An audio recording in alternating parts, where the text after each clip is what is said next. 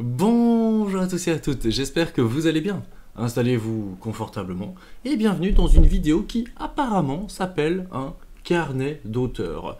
Effectivement, j'ai créé un jeu de société lors d'une game jam et je voulais en vidéo vous faire un petit peu un résumé de tout le travail de game design qu'il y a eu autour de ce jeu. Évidemment, ce jeu n'est absolument pas terminé, il répondait à une game jam, donc avec des contraintes et un temps donné, et j'aime bien, en fin de vidéo, comme je l'ai fait énormément en live, et bien revenir un petit peu sur tout ce qu'il s'est passé de manière extrêmement résumée. Commençons tout de suite, simplement, à aller voir, eh bien, cette game jam, qu'est-ce qu'elle nous demandait. Alors, c'est parti. La Game Jam est comme d'habitude organisée par Do It Your Game. Je leur fais un énorme coucou, un énorme merci de proposer ce genre de challenge. C'était le challenge de l'été. Ici, ce que nous avons dû faire, c'était créer un jeu qui était en print and play. Il était ouvert à tout le monde et il fallait les contraintes. Évidemment, c'est ce qui nous intéresse. 12 éléments imprimés maximum, des cartes, des tuiles, tout ce qu'on veut. Ça doit tenir sur 2 feuilles A4 maximum, mais cette fois-ci, nous avions droit au recto verso. Ça, c'est particulier parce que d'habitude, c'est pas toujours autorisé. 12 accessoires maximum à pouvoir demander par les joueurs, des dés, des pions à pouvoir ajouter, et la thématique chaud, car il fait très chaud. Les règles du jeu ne font pas partie des contraintes, leur format est libre, ça c'est important, vous allez le voir après pour un petit peu le challenge. Plus elles sont courtes et rapides, mieux c'est. Il fallait valider son inscription en envoyant sur un Dropbox, format fichier PDF, et voilà, le challenge de l'été organisé par Do It Your Game. Alors, comme à chaque fois, petit moment de brainstorming, lorsque une fois qu'on a lu de manière générale un petit peu cette contrainte, on part sur un petit document Word et se dire, tiens, qu'est-ce que ça nous évoque, qu'est-ce que ça nous éveille, qu'est-ce qui nous vient et vers où on voudrait aller. Donc, je vous prépare ça, hop, c'est parti. Donc, qu'est-ce que j'avais noté? Game Jam, 2 pages maximum, je m'étais renoté simplement les contraintes, c'est important. Ensuite, différentes idées nous sont venues. Palm Island, ça tout de suite, je me suis dit, ah ouais, ça c'est pas mal, c'est un jeu qui a très peu de matériel, ça peut peut-être fonctionner. Je voulais faire un jeu solo ou duo qui était transportable. Un jeu avec un système peut-être d'éventail sur le côté chaud, le côté partir à la mer, avec des mécaniques du valet pliant. Vous savez, l'idée de ne pas devoir jouer une carte, me dire, ah tiens, peut-être qu'avec très peu de cartes en main, il y a moyen de créer quelque chose. Coquillage. Vous voyez comme quoi le brainstorming ça amène des trucs en mode coquillage, ça me fait penser à la plage, ça me fait penser à toutes ces choses là. Je me suis mis une contrainte bonus, c'était qu'on devait pouvoir l'emmener à la plage. Vraiment moi je me suis dit, quitte à mettre de la difficulté, autant aller jusqu'au bout, hein, voilà. Et alors j'ai commencé à faire des calculs, parce que vous savez, moi j'aime bien faire des jeux de cartes, je trouve qu'en print and play, c'est vraiment quelque chose qui est facile et positif pour les gens, parce qu'une fois que tu as fait ton jeu de cartes, les gens impriment, ils découpent et puis ils jouent. Et alors je commence à calculer que 12 cartes, en fait c'est assez peu, vous voyez, c'est très très peu, 12 cartes, 9 cartes de jeu, plus il y aurait peut-être 3 cartes avec les règles dedans, ou des cartes qui seraient un peu plus grandes pour faire je ne sais pas quoi, une mécanique de cacher les cartes. Ou alors sur la carte il y aurait des différents éléments à la double. Donc vous voyez que le brainstorming il évolue tout doucement. Tiens, est-ce qu'on ferait pas un truc des mechas à la double, des mechas où on doit cacher les cartes, un jeu d'adresse où on doit lancer la carte. Donc vous voyez, on part dans tout ça. Et en fait ce qui se passe c'est qu'à chaque fois il y a un petit peu, bon là je le fais avec vous en résumé, mais il y a ce moment où moi je suis en live et où en fait je m'imagine, j'essaie de me projeter dans, ok, mécanique de cacher des cartes, qu'est-ce que ça pourrait donner, mécanique un peu à la double, qu'est-ce que ça pourrait donner, je l'exprime oralement, parfois je me fais des petits dessins, je me note des choses, et on en arrive à un moment où il y a une situation, on se dit, ok, on avance, on va un petit peu plus loin, parce que de manière générale, je considère que c'est pas suffisamment parlant, mais je le laisse là. C'est hyper important pour moi de noter dans un document, parce que on sait jamais, je vais peut-être y revenir dessus. Il y a souvent des moments où comme ça je coupe le live ou même de manière générale je coupe le travail, puis quand je reviens dessus je reparcours tout ce que j'avais écrit pour réveiller un petit peu mon processus créatif et surtout parfois me dire attends, ce truc que j'avais écrit c'était pas si mal en fait, peut-être que je devrais revenir dessus par rapport à où j'en suis arrivé maintenant. Voilà un petit peu l'idée. Continuons un petit peu sur l'avancée, c'est l'objectif de cette vidéo, c'est de vous parler un petit peu de toute l'avancée du projet. Jeu à la réversible, des gens qui essayent de trouver une place à la plage. Jeu à la bingo, les machines à sous où il faut 3 éléments de la même, de sorte pour marquer des points. Ça c'est resté assez longtemps dans le live, etc. On tournait autour de ça parce que je rappelle, la contrainte, on était sur 12 cartes maximum, enfin en tout cas 12 éléments de jeu, donc c'est pas facile, 12 éléments de jeu. C'est pas facile, il y a sur 2 pages A4, donc avec ces contraintes-là, on on était obligé de faire un jeu qui était un peu minimaliste, ou en tout cas d'une certaine manière qui devait se réinventer, hein. On peut pas mettre 40 cartes de jeu. Donc à un moment je calcule et je me dis 9 cartes de jeu, 3 cartes objectifs, ça fait 12 cartes. Et alors du coup on commence à travailler sur l'idée que ce seraient des cartes où il y aurait une face recto, des éléments de jeu, et une face verso, des objectifs. Boum. Du coup au lieu d'avoir 3 cartes objectifs, on vient d'avoir 12 cartes. Et en utilisant les deux côtés, on vient de gagner 2 fois des choses. 12 cartes d'éléments de jeu, 12 cartes objectifs. Donc pourquoi pas, c'est pas mal. Alors là il vient une idée intéressante, c'est le système de superposition, un peu une superposition libre, un peu à la Dany. Dany qui est un jeu qui n'a strictement rien à voir avec ce qu'on a fait au final, mais où dans cette idée vous pouvez superposer les cartes comme vous le voulez. Objectif à atteindre, quand un joueur arrive à exactement atteindre l'objectif demandé, qui serait par exemple d'avoir 3 coquillages ou quoi que ce soit, en ayant superposé des cartes, boum, il aurait gagné. Donc c'est un peu là-dessus qu'on part.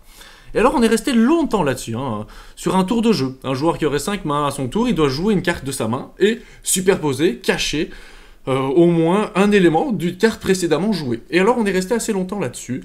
Et en fait ce que je voudrais vous exprimer un petit peu, c'est que c'est pas grave d'être resté longtemps là-dessus, même si à la fin ça a complètement changé, le twist aussi il a complètement changé.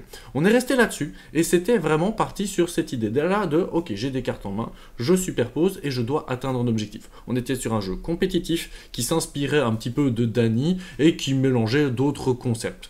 De manière générale, c'est hyper important d'être capable de aussi revenir en arrière et d'être capable aussi de se dire il y a des choses qui vont pas. Mais il faut essayer. Donc j'avais mes cartes de jeu, des cartes de jeu à jouer habituelles, les 54 cartes, As, 10 de trèfle, ce genre de choses. Et j'étais avec ça en main. Et je commence à chipoter, à essayer un petit peu, vous voyez, en mode ok, est-ce que ça fonctionne? Est-ce que ça fonctionne pas? Et vraiment, c'est juste l'idée de travailler la mécanique de jeu. On travaille pas l'équilibrage, on parle pas de c'est quoi l'objectif, on s'en fout complètement. On n'a pas besoin de savoir qu'il faudra 3 coquillages, c'est juste, il y aurait un objectif, est-ce que mécaniquement parlant, je peux arriver à cet objectif? Autre chose que j'aime faire personnellement dans le travail créatif, c'est que vous voyez que là, on a fait toute une partie brainstorming. Donc, on a réfléchi à des idées de mécanique. Et ensuite, moi, personnellement, ce qui m'aide à concrétiser une idée mécanique qui commence à me parler de plus en plus, c'est de décrire un tour de jeu. Parce que, pour moi, c'est ce qui permet le plus possible de s'immerger dans une potentielle future partie. Par contre, il faut être hyper inventif. Il faut comprendre qu'il n'y a rien qui est équilibré, qui est concret. C'est juste se dire, ok, à son tour de jeu, le joueur, qu'est-ce qu'il fait? Ah, il pioche une carte, il joue une carte, quand il joue cette carte, il aurait une contrainte, ok, et une fois qu'il a joué cette carte, fin de son tour de jeu. Et juste avec cette petite règle-là, ou en tout cas cette imagination-là, on peut commencer à travailler autour des règles à proprement parler du jeu, et même travailler autour des cartes, ce qui va ressembler dessus, autour du design, ce genre de choses. Donc personnellement pour moi, petits tips, petits conseils, mais vous en faites ce que vous voulez, et surtout vous pouvez me dire dans les commentaires comment vous travailleriez si vous créiez un jeu, mais j'aime bien travailler autour un tour de jeu pour un joueur, parce que c'est le gameplay central du jeu. Avançons un petit peu. Du coup, justement, à la fin du tour, on a eu plein d'idées, genre le joueur piocherait une carte chez l'adversaire, on devrait limiter le nombre d'éléments maximum à pouvoir superposer, on aurait une seule main de jeu. Le problème était, dans cette contrainte-ci, qu'avec 12 cartes, c'était assez difficile les parties. Le joueur adverse aurait énoncé le nombre d'éléments à devoir cacher. Et puis après, on s'est dit, bon, alors, de quoi on parle? On est parti sur les éléments, coquillage, parasol, crabe, glace, transat.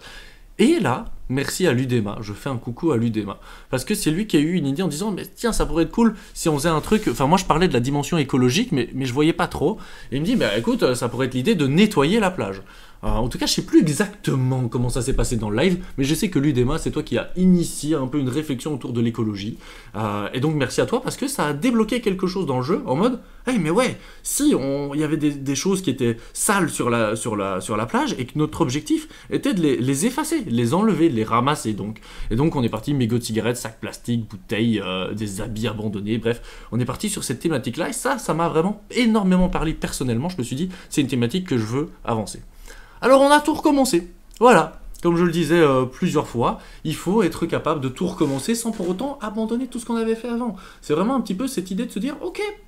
Et là, pourtant, vraiment, il n'y avait aucun travail design, de graphique, vous voyez. On est vraiment resté sur de l'hypothétique avec des cartes à jouer, vraiment des bêtes cartes à jouer, ou de l'hypothétique qu'on imaginait. Et c'était difficile, hein, évidemment.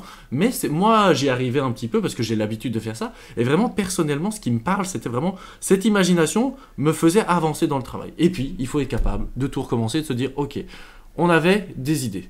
Première idée, un jeu où il y a des cartes qui se superposent, un jeu où il y a des objectifs à atteindre, et un jeu avec une dimension écologique. Voilà. Avec cette thématique, avec ces 3 informations-là, je me suis dit, ok, maintenant, table rase de tout le reste, on garde que tout le brainstorming, tout ce qu'on a fait comme travail, on garde ces 3 choses-là. Et on recommence, et on retravaille. Et alors on s'est dit, tiens, si on faisait un jeu coopératif. Alors de 1 à 4 joueurs, même en finale, avec seulement 12 éléments de jeu, c'est très compliqué de permettre de jouer à 4 joueurs, mais c'était l'idée de ne pas pouvoir jouer tout seul. Je voulais au moins de 1 à 2. Début de la partie, on aurait toutes les cartes en main.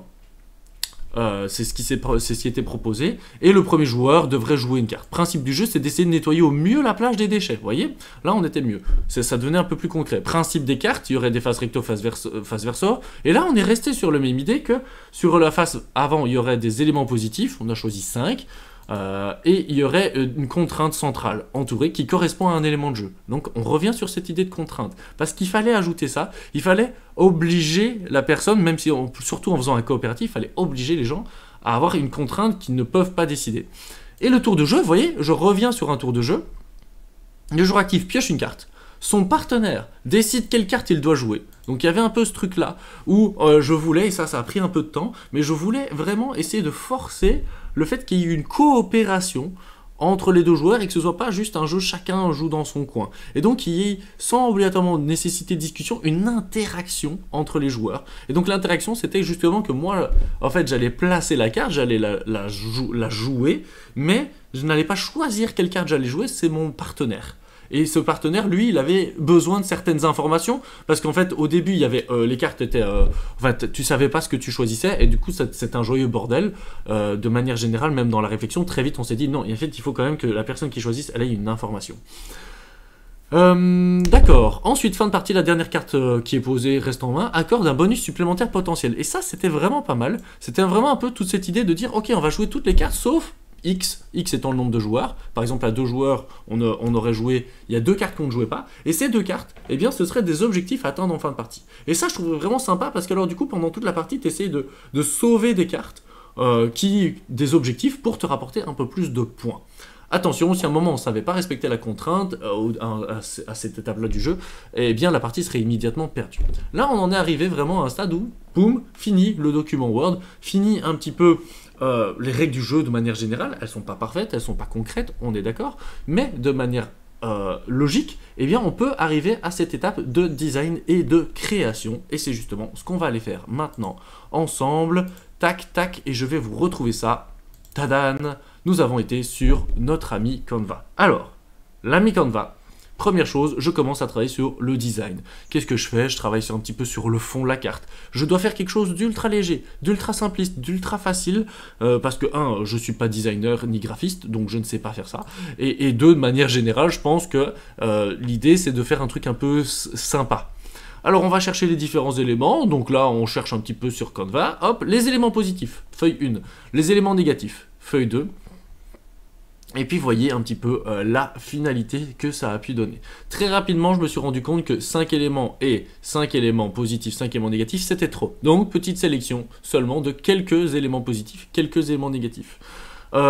L'idée c'était ensuite, comme il y avait de la superposition de cartes, un peu à la Codex Naturalis là du coup, eh bien c'est de aller mettre dans les coins des objets, des icônes, et au centre ce serait la contrainte, et pour ça, pour rappeler que c'était une contrainte, l'entourer. Donc voilà, je travaille sur toutes les cartes. Ce qui était important en termes d'équilibrage, eh bien c'était de permettre, vous voyez que c'est un élément positif et il y a 3 éléments négatifs, c'est un élément positif et il y a 3 éléments négatifs, c'est un élément positif et il n'y a que 2 éléments négatifs. En fait, il y avait un genre de système de rotation qui est extrêmement réfléchi, parce que c'est exactement la même chose sur les autres cartes.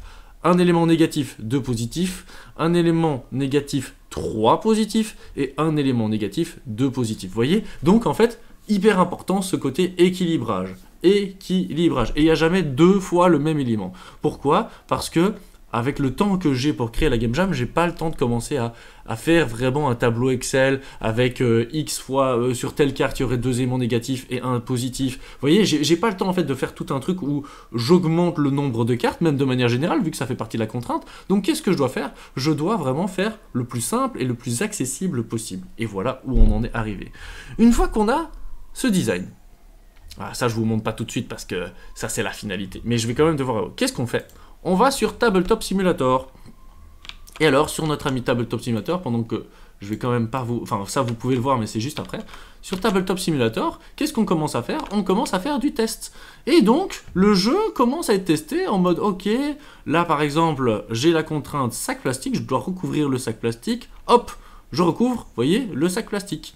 Et là, eh bien, il y a différentes règles qui émergent au fur et à mesure du travail, du test, hein, parce que, notamment, par exemple, et j'ai essayé de le mieux l'exprimer le possible, mais qu'il fallait recouvrir totalement un objet. Il était interdit de recouvrir partiellement, vous voyez, ici la canette, elle n'est pas recouverte, donc ça ne peut pas être autorisé, la carte ne peut pas être placée comme ceci, il faut obligatoirement recouvrir totalement un objet.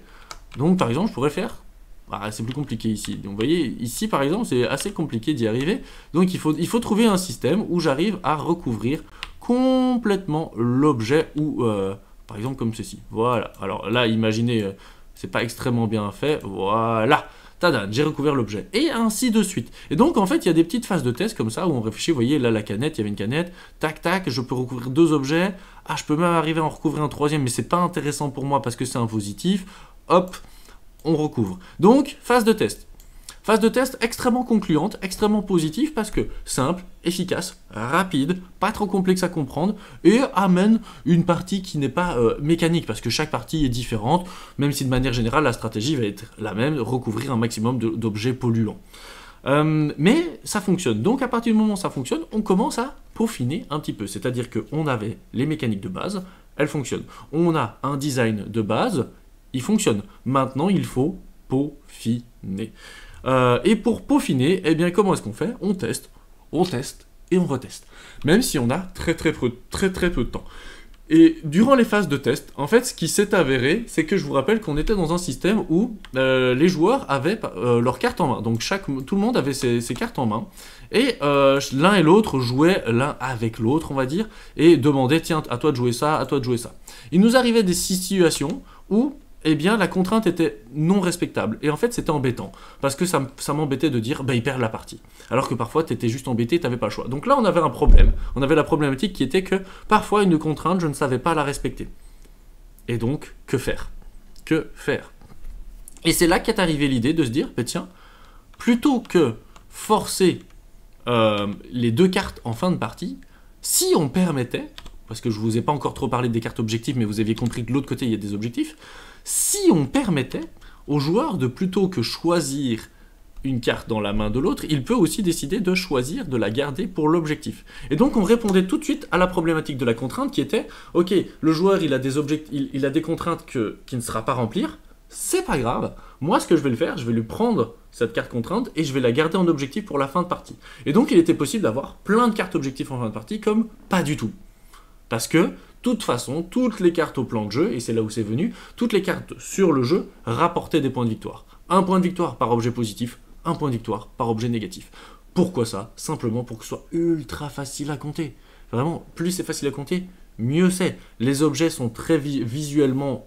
Ah, bon, il y aurait un travail un petit peu à faire dessus, quand même. Mais visuellement, vous voyez, je vous demande de compter ici ce qui est positif, ce qui est négatif. Hop, 1, 2, 3, 4, 5, 6... 7, 8, 9, 10 positifs, vous voyez, et puis après 10, 9, 8, 7, 6, 5, 4, 3. Voilà, j'ai 3 points de victoire si on terminait la partie comme ça. C'est une mini-partie.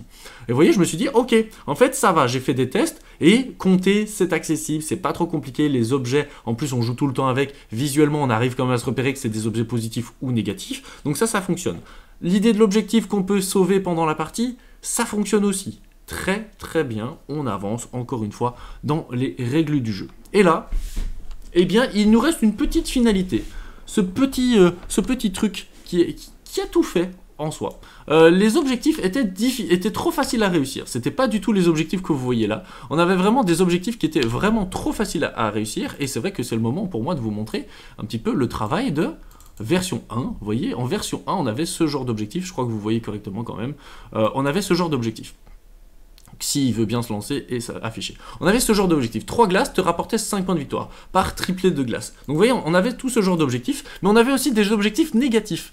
-5. Et donc en fait, ce qui se passait, c'était un peu particulier, c'était que, en gros, à l'arrière de ça, tu avais d'office des choses positives, et quelques petites négatives, et donc en fait, tu avais vraiment un choix à devoir faire. Mais le -5, en fait, je me rendais compte que dans toutes les parties, à aucun moment, tu allais vouloir garder ça en objectif finaux. Enfin, ou parfois, tu n'avais pas le choix, mais quoi qu'il arrivait, on était là-dessus. Donc ça ne marchait pas. Donc j'ai commencé à enlever. Je me suis dit, tiens, je vais enlever tout. Et donc, on a fait une version V2, où il n'y avait que des éléments positifs dans mes souvenirs. Tadam, vous voyez, 5 chaises vous rapportaient 4 points de victoire. 6 chaises, 7 chaises, 4, 5, 6, 7. 4, 5, 6, 7. Vous voyez, et c'était que du positif avec beaucoup de points de victoire. Problème étant, qui est arrivé, et c'est pas illogique, c'était que très rapidement, on pouvait se retrouver dans une situation où en milieu de partie, tu voyais que tu avais déjà 5 parasols, tu sauvais. Ou tu en avais déjà 6 par exemple, et alors tu allais sauver le x5 parasol, tu allais sauver le x6 parasol, et tu faisais énormément de points, tu essayais même d'aller sauver le x7, et en fait tu pouvais focus un objet positif, et pas les autres. Et ça m'embêtait un petit peu, j'étais en mode non mais j'ai envie de variété. Donc là, qu'est-ce qu'on a été faire? Bon, on continue, vous voyez, quand on parle du peaufinage, le peaufinage des objectifs, c'était sûr et certain. À partir du moment où on avait les mécas de jeu, ce qu'il fallait maintenant, c'était peaufiner les objectifs pour qu'il y ait ce choix, cette contrainte, cette difficulté de les atteindre, et ce petit équilibrage de ça doit pas être trop facile, ça doit pas être trop difficile, ça doit pas rapporter trop de points, ça doit pas en rapporter 0 non plus, et trouver ce juste milieu en faisant des petits tests. Et du coup, on en est arrivé à une version 3, la V3. Vous allez voir sur la V3, il y a deux choses qui ont changé. Tout d'abord, Tadan, on peut voir que de manière générale, x5 parasol, x4 transat. Donc déjà, obliger les gens à de manière générale, avoir un peu plus de variété. Ensuite, je vous rappelle qu'il y a 12 cartes. Ça, c'est important, ce chiffre de 12. 12 cartes. Et là, moi, je lui demande... Donc, sur chaque carte, il y a au maximum un seul exemplaire de l'objet. Donc, je lui demande d'avoir 5 parasols. Donc, c'est au moins 5 cartes sur les 12 qui vont devoir avoir sauvé. Et 4 cartes de transat. Donc, c'est vraiment pas si facile à atteindre. Nouvel ajout très important qui a été très utile, c'est de dire, de l'autre côté de cette carte, la contrainte est une contrainte de parasol. Donc c'est-à-dire que je vais devoir recouvrir un parasol. Et là, les gens, ils avaient deux choix du coup. Donc déjà, c'est important sur le verso de rappeler ce qu'il va y avoir de l'autre côté. Comme ça, pas besoin d'aller vérifier. Et surtout, en fait, au début, ça y était pas là. Et du coup, en fait, on se retrouvait dans un jeu où, comme il n'y a que 12 cartes, très rapidement, si tu as un peu de mémoire et que tu as joué une ou deux parties, tu sais te souvenir de ce qu'il y a de l'autre côté, mais ça te demande un travail mental inutile. Donc voilà, petit truc et astuce de game design encore une fois. Si vous demandez un travail mémoriel inutile à vos joueurs, mettez un rappel à ceci sur une carte. Je sais pas si c'était très bien expliqué, mais je pense que vous comprenez ce que je veux dire. C'est vraiment, en fait, je demandais, avec 12 cartes, tu pouvais retenir les cartes par cœur. Alors oui, les premières parties, tu sais pas ce qu'il y a, et donc tu pouvais te retrouver dans des situations embêtantes, pour rien, sans raison, et tu prenais aucun plaisir dans le jeu. Et aussi, de manière générale, en fait, pourquoi demander aux gens de retenir et d'apprendre par cœur des cartes, alors que de toute façon, je suis d'accord qu'ils soient au courant de la contrainte. Donc autant la mettre, et donc ça simplifie le jeu, ça simplifie la lisibilité de celui-ci, et du coup on peut prendre plus de plaisir dans les vraies mécaniques du jeu, qui étaient des mécaniques de superposition et de choix. Donc on revient à ça, super important. Et là, si vous observez, alors je vais essayer de voir si vous allez le voir ou pas, voilà, par exemple, c'est un bon exemple. Les objectifs sont assez atteignables. Vous voyez, par exemple, celui-ci, 4 et 3. Franchement, on avait fait des tests et des calculs, c'est hyper atteignable, très facile à atteindre, mais rapporte peu de points de victoire. Et en plus de ça, et en fait, on avait fait, pardon, j'essaie de bien m'exprimer, j'ai fait un choix, c'était que si l'objectif est facile à atteindre, la contrainte est négative. Pourquoi est-ce que c'est une contrainte négative? Parce que je vais demander au joueur, s'il joue la carte de l'autre côté, donc s'il prend la carte pour la jouer dans le jeu et non pas la carte objectif, s'il prend cette carte pour la jouer, il va devoir recouvrir un parasol, donc perdre un point de victoire.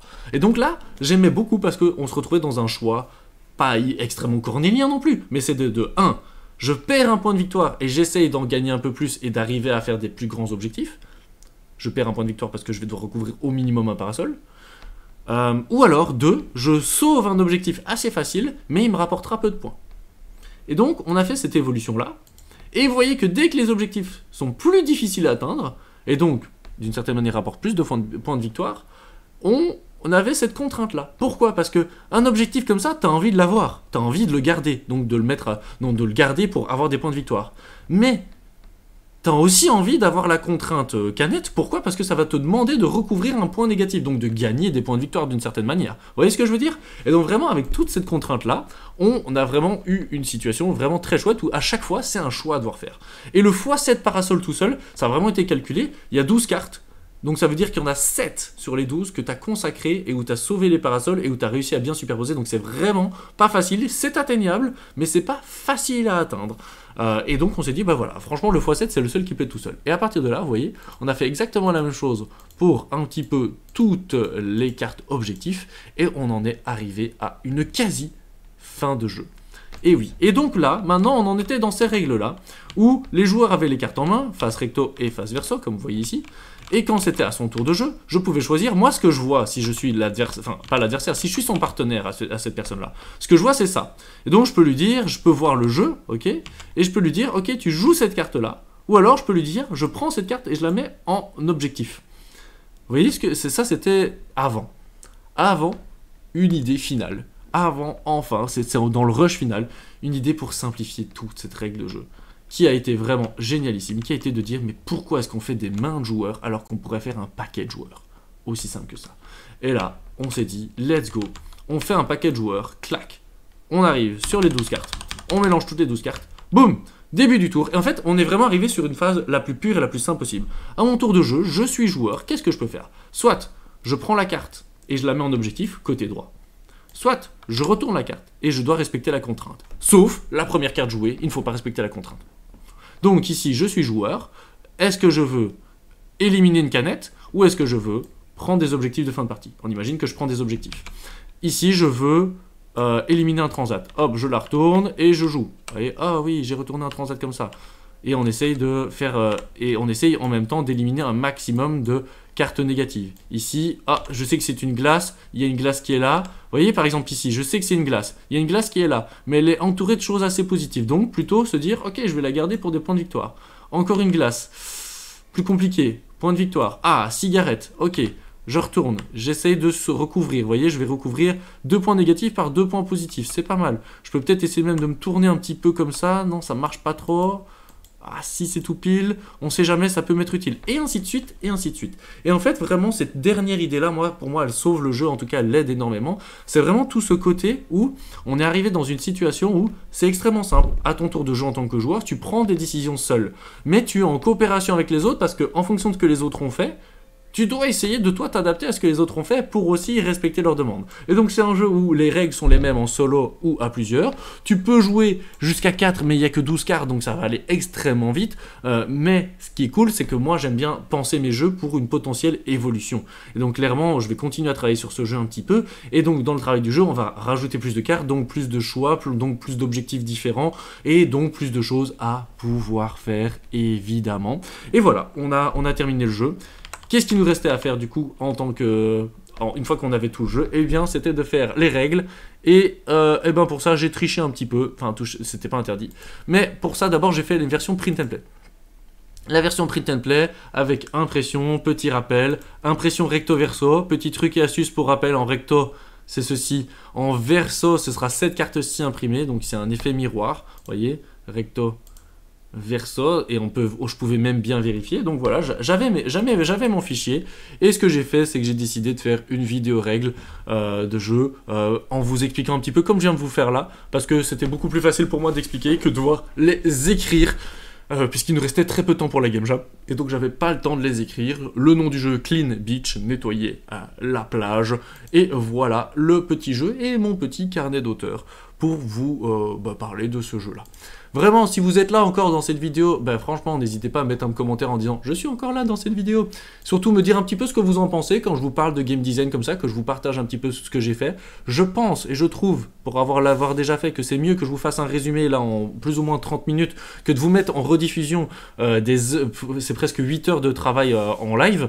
Je pense que ça sert à rien 8 heures de travail en live parce que c'est long. Tandis que là, je vous fais un énorme résumé. Alors c'est très rapide, hein, peut-être un peu trop dynamique. C'est très rapide effectivement, mais c'est pour vous résumer un petit peu tout le travail qui a eu lieu autour de ce jeu. Ah oui, et alors je termine sur les comptages des points de victoire. Hein. Mais donc, le comptage des points de victoire, extrêmement facile. On additionne les points plus et les points moins. On se retrouve avec un score final. Et puis, on additionne si on a atteint nos objectifs ou pas, c'est pas grave. Et l'objectif est d'essayer de battre à chaque fois son score et de faire le score le plus élevé possible. Voilou. J'espère que cette vidéo vous aura plu. Si c'est le cas, n'hésitez pas à vous abonner, à vous abonner, attention. Peut-être la commenter. Moi, j'adore les commentaires, presque plus que l'abonnement. Je préfère un petit commentaire, un petit partage avec les personnes, ça fait plaisir. Ou alors un partage. Peut-être partagez-la sur un de vos groupes, peut-être de personnes qui pourraient être intéressées par des infos sur le game design de manière générale. Sur ces belles paroles, il ne me reste plus qu'à vous souhaiter de créer de nombreux jeux efficacement. Bisous, bye bye.